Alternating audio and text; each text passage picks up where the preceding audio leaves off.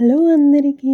ఈరోజు ఈ వీడియోలో మిగిలిపోయిన ఉప్మాతో కొంచెం డిఫరెంట్‌గా, కొంచెం స్పైసీగా చేసుకుందాం. ఫస్ట్ కడాయిలో కొంచెం నూనె వేసుకొని అల్లం వెల్లుల్లి పేస్ట్, సాల్ట్ వేసుకోవాలి. అలాగే దాంట్లో కొంచెం కారం, కొంచెం ధనియాల పౌడర్ వేసుకోవాలి.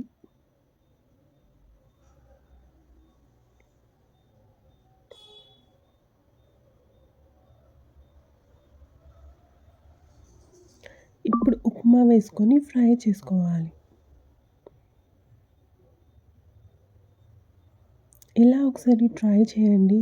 మీరు ఉప్మాని పడేయరు. ఎంతో టేస్టీగా చాలా బావుంటది.